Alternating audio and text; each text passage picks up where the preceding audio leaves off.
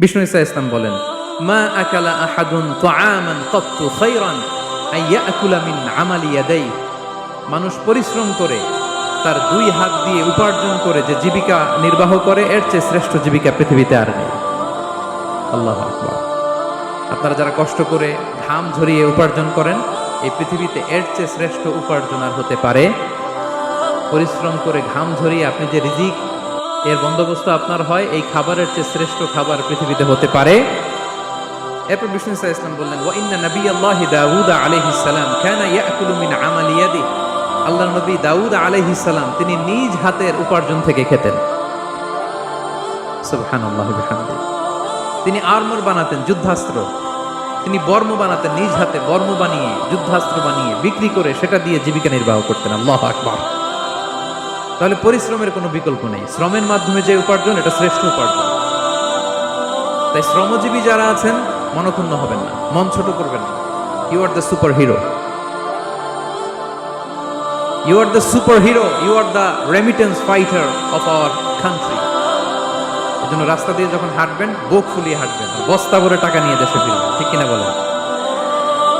বুক ফুলিয়ে হাঁটতে হবে। এজন্য আমি আমার প্রিয় মাতৃভূমি বাংলাদেশের গভর্নমেন্টকে অনুরোধ করবো, আমাদের শ্রমজীবী ভাইদের যাতে সুবিধা হয় এই ব্যবস্থা আপনাদের করতে হবে। বিনীত অনুরোধ রাখবো। শ্রম মন্ত্রণালয়ে যারা দায়িত্বে আছেন, স্পেশালি তাদেরকে রিকোয়েস্ট করবো, আমাদের শ্রমজীবী ভাইদের যেন কোনো কষ্ট না হয়, কারণ তাদের পাঠানো রেমিটেন্সে সচল থাকে আমার দেশের অর্থনীতির চাকা।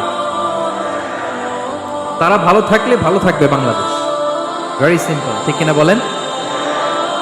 আমার যে ভাইটা পরিচ্ছন্নতা কর্মী, রাস্তা ক্লিন করে, এয়ারপোর্টে ওয়াশরুম ক্লিন করে, একজন পরিচ্ছন্নতা কর্মী, তারও 20 থেকে 30 হাজার টাকা বাংলাদেশে ঢোকে প্রতি মাসে। আপনি চিন্তা করতে পারেন? হ্যাঁ, 6টা মাস যদি রেমিটেন্স বন্ধ হয়, শ্রীলঙ্কার চেয়েও খারাপ অবস্থা বাংলাদেশে চলে যাবে। Just only 6 months.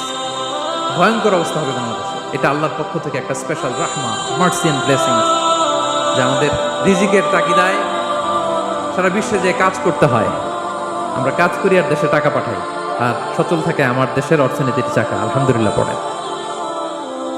সো বাংলাদেশের গভর্নমেন্টকে আমি বিনীত অনুরোধ জানাবো, শ্রম মন্ত্রণালয়কে অনুরোধ জানাবো, এয়ারপোর্ট অথরিটিকে অনুরোধ জানাবো, আমার শ্রমজীবী ভাইদের সাথে ভালো আচরণ করুন, তাদের সাথে কোঅপারেট করুন।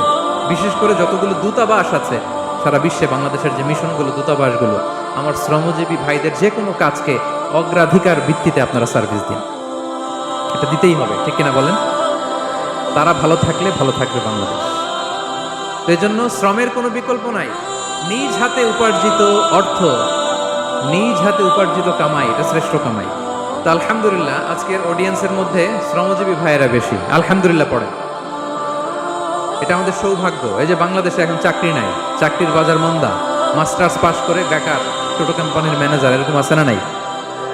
তার বিপরীতে আল্লাহ তাআলা আপনাদেরকে মালয়েশিয়া নিয়ে আসছে। প্রতি মাসে আপনি টাকা পাঠান। আলহামদুলিল্লাহ।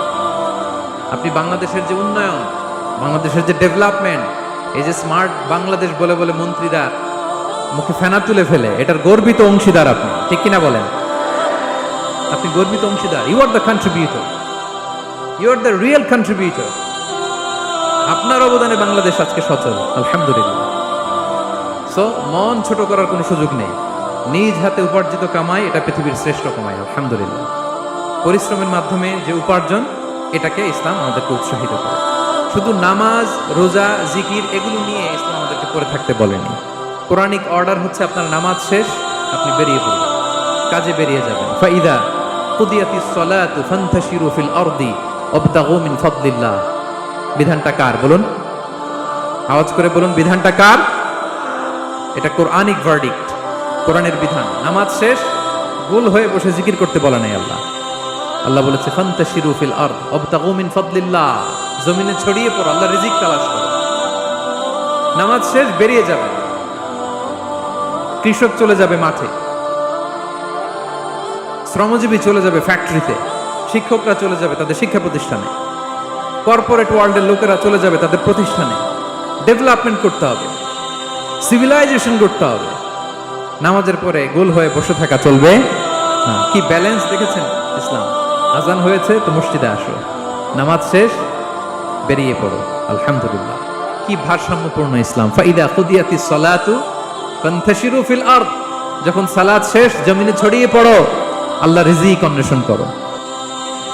তাহলে শুধু নামাজ রোজার মধ্যে ইসলাম নয়, আপনাকে কর্মঠ হইতে হবে, পরিশ্রম করতে হবে, হাড় ভাঙা পরিশ্রম।